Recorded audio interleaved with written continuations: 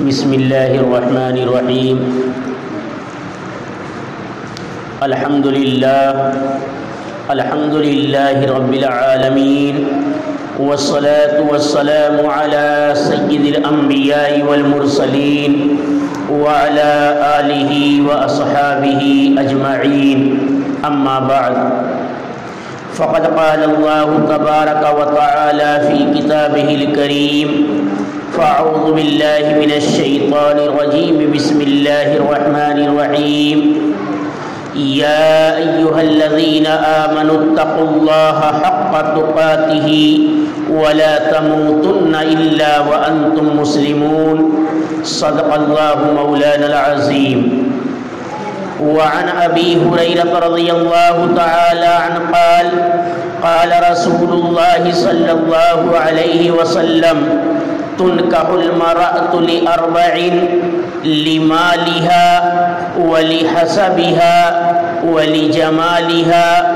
ولدينها فاظفر بذات الدين أو كما قال عليه الصلاة والسلام رواه البخاري ومسلم وعن عبد الله بن عمر رضي الله عنهما قال رسول الله صلى الله عليه وسلم الدنيا كلها متاع وخير المتاع الدنيا المرأة الصالحة أو كما قال عليه الصلاة والسلام رواه مسلم۔ محترم بزرگوں اور دوستوں، گزشتہ ہفتے جہیز کی لعنت کے سلسلے میں قرآن و احادیث کی روشنی میں تفصیلی گفتگو ہوئی تھی۔ آج عنوان اور موضوع رہے گا کہ رشتہ داریاں کس طریقے سے کرنی چاہیے، رشتے داریاں کس طریقے سے کرنی چاہیے، یہ آج کا عنوان اور یہ آج کا موضوع رہے گا۔ ظاہر بات ہے دنیا کے اندر لوگ مختلف طبیعتوں کے مالک افراد رہتے ہیں، دنیا کے اندر مختلف مزاج، مختلف ذہن کے لوگ رہتے ہیں۔ کوئی یہ چاہے کہ سارے کے سارے لوگ ہمارے ہم خیال ہو جائیں، ایسا نہیں ہو سکتا۔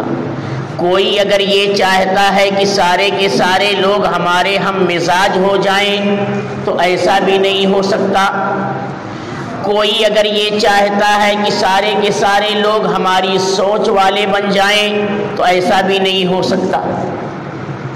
چونکہ دنیا کے اندر لوگ مختلف مزاج کے، مختلف فکر و سوچ کے، مختلف خیال کے افراد رہتے ہیں۔ کسی کی سوچ تو یہ ہوتی ہے کہ ہم دنیا دار بن جائیں، کسی کی سوچ یہ ہوتی ہے کہ ہم دیندار بن جائیں، کسی کی سوچ تو یہ ہوتی ہے کہ ہمیں دنیا اور آخرت دونوں چیزیں مل جائیں۔ مختلف سوچ ہوتی ہے، تو یہ سوچ انسان کو انسان کی حقیقت کو بیان کرنے کے لیے کافی ہے، اور ہمیشہ سوچ جو رکھنی چاہیے وہ اچھی سوچ رکھنی چاہیے، اچھی اور اونچی سوچ رکھنا چاہیے۔ اور جو ہے خود ایک حدیث پاک کے اندر، حدیث قدسی، اللہ تعالیٰ فرماتا ہے کہ جب بندہ میرے بارے میں جیسا گمان کرتا ہے میں اس کے اعتبار سے اس کے ساتھ فیصلہ کرتا ہوں۔ اگر ہم نے یہ گمان کر لیا پتہ نہیں میری دعا قبول ہو رہی ہے یا نہیں، تو اسے جو ہے شک و تردد کا معاملہ کیا جائے گا۔ پورا یقین کر لے کہ میری دعا ضرور میرا رب قبول کرتا ہے تو یقیناً وہ دعا ضرور قبول ہوتی ہے۔ تو انسان کے گمان کے اعتبار سے فیصلے ہوتے ہیں۔ تو اسی لیے حدیث پاک کے اندر جو ہے پیارے آقا صلی اللہ علیہ وسلم نے جو ہے وہ حدیث قدسی کو بیان کیا، تاکہ ایمان والا بندہ، ایمان والا شخص اپنی سوچ کو اونچی اور بلند رکھے اور اچھی سوچ رکھے۔ بہرحال میں نے دو حدیثیں آپ حضرات کے سامنے پڑھی، اور قرآن پاک کی وہ آیت کریمہ ہم نے خطبے کے اندر پڑھی جس آیت کریمہ کو نبی پاک صلی اللہ علیہ وسلم نے خطبہ نکاح کے اندر پڑھا ہے۔ آپ صلی اللہ علیہ وسلم مختلف آیات خطبہ نکاح کے اندر پڑھتے تھے، اور ان آیات کے اندر یہ تعلیم دی گئی ہے کہ در حقیقت دنیا کے قوانین جو ہوتے ہیں، دنیا کے قوانین پر انسان وقتی طور پر عمل کر سکتا ہے، لیکن خدائی قانون جو ہوتے ہیں، خدائی قانون پر عمل کرنے کے لیے انسان کے اندر تقویٰ کا ہونا ضروری ہے، اللہ کا خوف، اللہ کا ڈر ہونا ضروری ہے۔ اور جب دل کے اندر اللہ کا خوف اور اللہ کا تقویٰ پیدا ہو جائے گا تو پھر رات کی تاریکیوں میں بھی خدائی قانون پر وہ عمل کرے گا، دن کے اجالوں میں بھی خدائی قانون پر عمل کرے گا، تنہائی میں بھی خدائی قانون پر عمل کرے گا، اور مجمع عام میں بھی خدائی قانون پر وہ عمل کرے گا جب اس کے اندر تقویٰ آ جائے گا، ہر ایک کے حقوق کو ادا کرنے کی فکر کرے گا، زوجین کے حقوق آپس میں جو ہوتے ہیں اس کو ادا کرنے کی کوشش، اس کو ادا کرنے کی فکر کرے گا۔ آج تقویٰ نہ ہونے کی بنیاد پر ہر شخص دوسرے سے اپنے حق کی ادائیگی کا مطالبہ کر رہا ہے، لیکن یہ نہیں کہہ رہا ہے کہ ہمارے اوپر جن کے حقوق ہیں ہم ان کے حقوق کو بھی ادا کریں۔ آج معاشرے کے اندر جو ظلم و ستم پھیلا ہوا ہے، معاشرے کے اندر جو بدعنوانیاں پھیلی ہوئی ہیں، معاشرے کے اندر ایک نہ ختم ہونے والا ظلم جو ہو رہا ہے، بہت ساری وجوہات میں سے ایک وجہ یہ بھی ہے کہ لوگ اپنے حق کا تو مطالبہ کرتے ہیں، لیکن ان کے ذمے جن لوگوں کے حقوق ہیں اس کو ادا کرنے کی فکر نہیں کرتے۔ تو قرآن نے وہ تعلیم دی کہ سب سے پہلے انسان اللہ کے حقوق کو ادا کرے، جو اللہ کے حقوق اس پر عائد ہوتے ہیں، جب اللہ کے حقوق کو ادا کرے گا، ظاہر بات ہے اللہ کے حقوق کی ادائیگی اللہ کے خوف، اللہ کے ڈر سے ہی ممکن ہے۔ جب اللہ کے حقوق کو بندہ ادا کرے گا تو لوگوں کے حقوق کو یقیناً ادا کرے گا، اور جب اللہ کے حقوق کو غصب کرے گا تو بندوں کے، لوگوں کے حقوق کو جو ہے غصب کرنے والا بن جائے گا۔ اسی حقوق کو خطبہ نکاح کے اندر نبی پاک صلی اللہ علیہ وسلم نے بیان فرمایا ہے کہ کیا کیا حقوق ہوتے ہیں۔ ایک آیت خطبہ نکاح میں سے آپ نے یہ تلاوت کی تھی، یا ایھا الذین آمنوا اتقوا اللہ حق تقاتہ ولا تموتن الا وانتم مسلمون۔ اے ایمان والو، تم اللہ سے ڈرو اس انداز سے جیسا کہ اس سے ڈرنے کا حق ہے، جیسا اللہ سے ڈرنے کا حق ہے اس اعتبار سے اللہ سے ڈرو۔ جب یہ آیت نازل ہوتی ہے صحابہ رضی اللہ عنہم سوال کرتے ہیں، اے اللہ کے نبی صلی اللہ علیہ وسلم، ہم میں سے کون شخص ہے جو اس انداز سے اللہ سے ڈر سکتا ہے جو جس طریقے سے ڈرنے کا حق ہے؟ ظاہر بات ہے ہم میں سے کوئی اس کی استطاعت، اس کی طاقت نہیں رکھتا۔ تو آپ صلی اللہ علیہ وسلم نے جواب دیا کہ اپنی پوری کوشش اور پوری طاقت کے اعتبار سے جتنی تمہارے اندر صلاحیت ہے اس صلاحیت کے اعتبار سے اللہ سے ڈرو۔ جب معاملات کا معاملہ آئے تو معاملات میں اللہ سے ڈرو۔ جب کسی سے بات چیت کرو تو اپنی زبان پر کنٹرول کرو، کہیں ایسا نہ ہو کوئی غلط بات، کوئی جھوٹی بات زبان سے نکل جائے، اللہ سے ڈرو۔ راستے میں چل رہے ہو کہیں ایسا نہ ہو راستے کی حق تلفی ہو جائے، اللہ سے ڈرتے ہوئے چلو۔ تنہائی میں ہو، موبائل تمہارے پاس ہو تو بھی اللہ سے ڈرو کہ کوئی غلط چیز اس کے اندر ہم دیکھنے نہ پائیں۔ مجمع عام میں ہو تو بھی اللہ سے ڈرو، سفر میں ہو، حضر میں ہو، کہیں بھی ہو، کسی بھی حال میں ہو، اللہ سے ڈرو۔ اپنی حیثیت اور اپنی طاقت کے اعتبار سے یہ ہے حق تقاتہ، اللہ سے ڈرنے کا حق یہ ہے۔ اسی کو آپ صلی اللہ علیہ وسلم نے فرمایا کہ جب انسان اللہ سے ڈرے گا تو پھر ایک دوسرے کے حقوق کو غصب نہیں کرے گا۔ ایسا پھر نہیں کرے گا کہ شادی کے بعد نہ والدین کو پوچھ رہا ہے، نہ بھائی بہنوں کو پوچھ رہا ہے، نہ رشتہ داروں کو پوچھ رہا ہے، بس لے کر کے الگ ہو پڑا ہوا ہے۔ کیوں؟ اس لیے کہ اس کے اندر تقویٰ نہیں ہے۔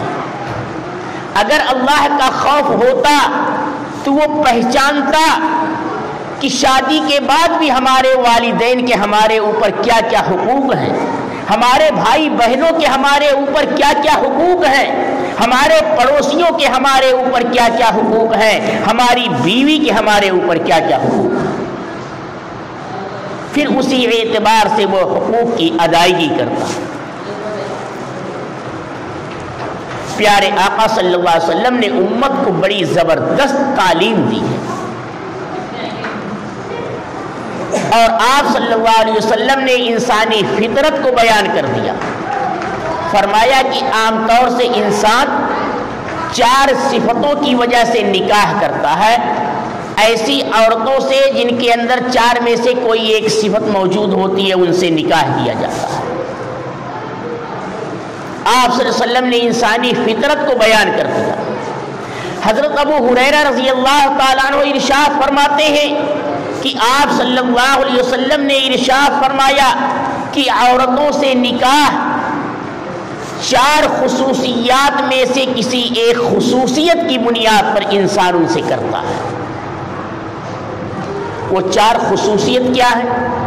پیارے آقا صلی اللہ علیہ وسلم نے ارشاد فرما دیا، کوئی مال کا حریص اور مال کا لالچی ہوتا ہے، دیکھتا ہے کہ عورت مالدار گھرانے کی ہے، ہم اس سے نکاح کر لیں گے تو ہمیں بھی مال مل جائے گا۔ گزشتہ آپ نے بتلایا تھا نا کہ یہ انٹرنیشنل فقیر ہے۔ مال کی لالچ میں کوئی نکاح کر رہا ہے کہ ہم غریبوں سے کیوں نکاح کرنے والے بنے، وہاں سے تو کچھ ملنے والا نہیں ہے، لہذا اونچی کی طرف دیکھے تاکہ وہاں سے گاڑیاں ملے، گھوڑے ملے، نہ جانے کیا کیا بکواس ملے۔ تو یہ چیزیں ہیں۔ آپ صلی اللہ علیہ وسلم نے ارشاد فرمایا کہ ایک وجہ یہ ہے کہ انسان مال کی لالچ میں نکاح کرتا ہے کہ ہمیں وہاں سے مال و دولت حاصل ہوگا۔ دوسرا، آپ صلی اللہ علیہ وسلم نے ارشاد فرمایا جو آج ہمارے نوجوانوں کا ایک فیشن بن چکا ہے کہ حسن و جمال کو دیکھ کر کے انسان نکاح کرتا ہے۔ حسن و جمال کو دیکھ کر کے کیا کرتا ہے؟ انسان نکاح کرتا ہے۔ آج کل ہمارا نوجوان چاہے کتنا کالا کلوٹا جگجیون رام ہی کیوں نہ ہو، کہے گا ہمیں حور کی جیسی پری چاہیے، یہ نہیں دیکھے گا کہ وہ کتنا کالا کلوٹا ہے، وہ کتنا کتنا سیاہ ہے، کتنا کالا ہے، لیکن اپنے اوپر نظر نہیں پڑ رہی ہے۔ رشتہ اگر آئے گا کوئی سانولی بھی رہے گی تو اس کو منع کر دے گا، ارے نہیں ہمارے لیے خوبصورت دیکھیے۔ تو آپ صلی اللہ علیہ وسلم نے ارشاد فرمایا، انسانی فطرت کو بیان کر دیا کہ کچھ لوگ ایسے ہوتے ہیں جو حسن و جمال کی وجہ سے نکاح کرتے ہیں، اور کچھ لوگ ایسے ہوتے ہیں جو حسب نسب کو دیکھ کر کے نکاح کرتے ہیں۔ حسب نسب کا مطلب کیا ہوا؟ خاندانی معاشرت۔ کوئی خاندان کسی چیز میں زیادہ مشہور و معروف ہو گیا، اس کی معاشرے کے اندر ایک عزت ہو، ایک قدر ہو، تو کچھ لوگ یہ سوچتے ہیں کہ اگر ہم سے ہمارا نکاح اس خاندان کے اندر ہو جائے گا تو ہماری بھی معاشرے میں عزت افزائی ہو جائے گی، ہماری بھی قدر بڑھ جائے گی۔ تو کچھ لوگ حسب اور نسب کو دیکھ کر کے رشتہ کرتے ہیں۔ چوتھی چیز جو آپ صلی اللہ علیہ وسلم نے خصوصیت کے ساتھ بیان فرمایا کہ کچھ لوگ وہ ہوتے ہیں جو دینداری دیکھ کر کے نکاح کرتے ہیں، دیندار عورت کو ڈھونڈ کر کے نکاح کرتے ہیں، وہ دیندار کو تلاش کرتے ہیں۔ پھر آپ صلی اللہ علیہ وسلم نے ارشاد فرمایا کہ دیندار عورتوں سے نکاح کرنا اختیار کرو۔ یہ روایت بخاری و مسلم شریف کے اندر موجود ہے۔ عن ابی ہریرہ رضی اللہ تعالی عنہ قال قال رسول اللہ صلی اللہ علیہ وسلم، حضرت ابو ہریرہ رضی اللہ تعالی عنہ سے روایت ہے، وہ فرماتے ہیں کہ نبی پاک صلی اللہ علیہ وسلم نے ارشاد فرمایا تنکح المرأۃ لاربع، عورتوں سے 4 خصوصیات میں سے کسی ایک خصوصیت کی بنیاد پر انسان نکاح کرتا ہے، لمالها ولحسبها ولجمالها ولدینها، یا تو اس کے مال کی وجہ سے کوئی نکاح کرے گا، یا اس کے حسن و جمال کی وجہ سے کوئی نکاح کرے گا، یا اس کے حسب نسب کی وجہ سے کوئی اس سے نکاح کرے گا، یا دینداری کی وجہ سے اس سے نکاح کرے گا۔ آگے آپ صلی اللہ علیہ وسلم نے ارشاد فرمایا فاظفر بذات الدین، لہذا دیندار عورتوں کو نکاح کرنے میں ترجیح دیا کر۔ آج یہ چیز ہمارے معاشرے سے ختم ہوتی جا رہی، بلکہ اگر یہ کہا جائے ختم ہو گئی ہے تو بھی مبالغہ نہیں ہوگا۔ اگر کوئی غریب لڑکی ہے، دیندار ہے، نمازی ہے، متقی ہے، پرہیزگار ہے، صوم و صلاۃ کی پابند ہے، باپردہ ہے، اس کا رشتہ جائے گا کسی کے یہاں، ارے نہیں جو ہے ہمیں یہ رشتہ نہیں، اتنی سیدھی سادی بھی نہیں ہونا، جتنی نمازی بھی نہیں ہونا چاہیے، اس قسم کے الفاظ کہے جاتے ہیں، اس قسم کے الفاظ کہے جاتے ہیں۔ اور پیارے آقا صلی اللہ علیہ وسلم کیا فرما رہے ہیں؟ آپ فرما رہے ہیں کہ دیندار عورتوں سے نکاح کرنے کو ترجیح دیا کرو۔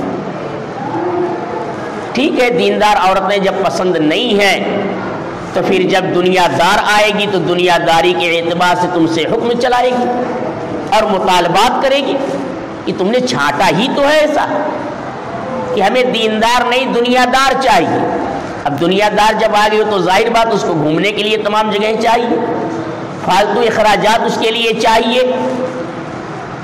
کیوں؟ تم نے دنیا دار کو ترجیح دیا، دنیا دار کو ترجیح دیا، اب مطالبات کر رہی ہے کہ ہمیں یہ چیز چاہیے، وہ چیز چاہیے۔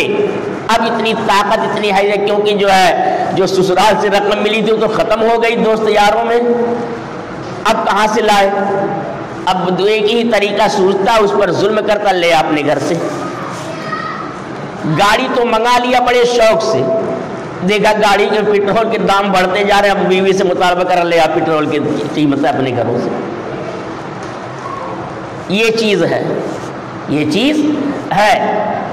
تو آپ صلی اللہ علیہ وسلم نے انسانی فطرت کو بیان کر دیا، انسانی فطرت اور انسانی طریقوں کو بیان کر دیا کہ ایک انسان معاشرے میں کس طریقے سے نکاح کرتا ہے اور کس طریقے سے کرنا چاہیے۔ اس طریقے سے آج یہ بھی ہوتا ہے کہ اگر کوئی مالدار گھرانے کا لڑکا ہے، چاہے شرابی ہو، جواری ہو، کچھ سب کچھ ہو، لوگ فوراً جو اپنی بیٹی کا رشتہ، جو نمازی اور پرہیزگار لڑکی، اس کا رشتہ اس کے ساتھ کر دیتے ہیں اور کیا کہتے ہیں؟ ارے جو ہے ہو جائے گا رشتہ، اللہ تعالیٰ اس کو نیک دے دیں گے، ہدایت دے دیں گے، سدھر جائے گا۔ لیکن ایک غریب لڑکا ہے، اگر ایک غریب گھر کا لڑکا ہے تو اس کے ساتھ نکاح کرنے کے لیے تیار، ارے وہ غریب ہے، وہ چھٹائی کرتا ہے، یہ کرتا ہے، وہ کرتا ہے، کارخانے میں کام کرتا ہے۔ کیوں؟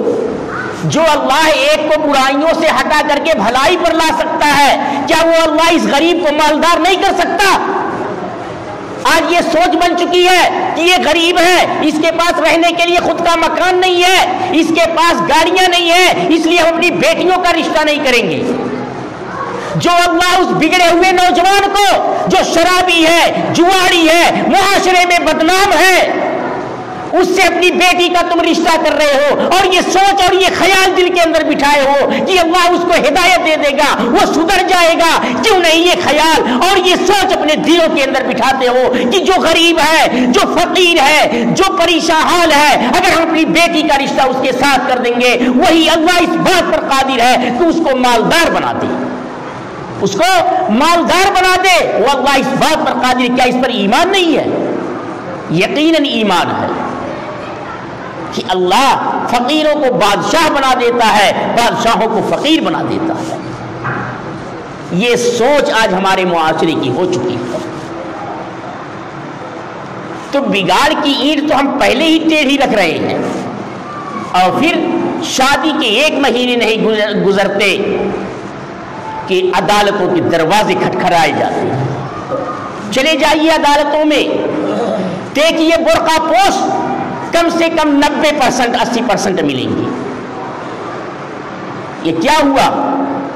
وہی ہوا جو ہم نے شادیوں میں شریعت کی دھجیاں اڑائی تھی۔ ظاہر بات ہے اس کا نقصان تو ہمیں بھگتنا پڑے گا۔ سرے عام جب ہم کھلواڑ کریں گے شریعت سے، مذاق اڑائیں گے، تو پھر اس کا نقصان، اس کا خمیازہ بھی ہمیں بھگتنا پڑے گا، اور ہو یہی رہا ہے۔ آج ہمارے معاشرے کے اندر پیارے آقا صلی اللہ علیہ وسلم نے زبردست طریقے سے نصیحت فرمائی۔ تنکح المرأۃ لأربع، 4 وجہ سے لوگ عورتوں سے نکاح کرتے ہیں۔ لمالہا، کچھ لوگ لالچی قسم کے افراد ہوتے ہیں جو مال و دولت کی لالچ میں نکاح کرتے ہیں کہ ہمیں جو ہے مال و دولت مل جائے گا۔ ایک لڑکا جو ہے آیا میرے پاس، جو ہے کہتا مولا ہم تو گاڑی چلانا سیکھ گئے، ہم تو آتے رہتے ٹکراتے رہتے بہت سے اس قسم کے لوگ، جو ہے ہم تو گاڑی چلانا سیکھ گئے۔ مولا ماشاء اللہ بہت اچھی بات ہے، گاڑی لے لو۔ نہیں اب ایسا ہے ہمارا رشتہ ہونے والا، وہاں سے مل جائے گی۔ پہلے سے نیتیں خراب کر کے رکھا ہوا ہے، پہلے سے سسرال کی ٹکڑیوں پر پلنے کا ارادہ کر رہا ہے، وہاں سے ہمیں گاڑی مل جائے گی۔ کچھ لوگ تو جن کو گاڑی خریدنے کی طاقت اور حیثیت ہوتی ہے لیکن خریدتے نہیں، کیوں؟ ارے بیٹے کی ہمارے شادی ہوگی نا، اس وقت مل جائے گی گاڑی، ہمارے بیٹے کی شادی ہوگی اس وقت گاڑی مل جائے گی، ابھی خرید کر کے کیا پھر 2 گاڑیاں ہو جائیں گی، کیا کریں؟ ارے کیوں 2 گاڑیاں؟ منع کر دو، ہمیں نہیں چاہیے، منع کر دو سیدھے، ہمیں نہیں چاہیے۔ آپ کا بہت بڑا احسان ہے کہ آپ لڑکی ہمیں دے رہے ہیں، آپ کا بہت بڑا احسان ہے کہ آپ لڑکی ہمیں دے رہے ہیں۔ اب گاڑیاں بھی تو اس لیے کچھ لوگ خریدنے کی طاقت رکھتے ہیں لیکن خریدتے نہیں ہیں، کیوں؟ کہ سسرال سے ملنے والی ہے گاڑی، اور کچھ اتنے منہ پھٹے ہوتے ہیں مانگتے ہیں۔ آج کل کوئی ایک نئی گاڑی چلی ہے، جو ہے لڑکے نام جانتے ہیں، وہ 2 لاکھ کے قریب کی آ رہی ہے، اس کا ڈیمانڈ، اس کا مطالبہ ہمارا نوجوان کر رہا ہے جو 6-7 ہزار روپیہ مہینہ کما رہا ہے، ان گاڑیوں کا جو ہے مطالبہ کر رہا ہے۔ کہاں سے اس کا پیٹرول بھرائے گا؟ اگر 10,000 روپے مہینے کما رہا ہے تو اپنے ماں باپ کو کیا دے گا؟ اپنے بھائی بہنوں پر کیا خرچ کرے گا؟ اپنی بیوی بچوں پر کیا خرچ کرے گا؟ اور پھر پیٹرول کہاں سے بھرائے گا؟ مہنگا تو ہو رہا ہے، کہاں سے بھرائے گا؟ پیدل لے کے چلے گا؟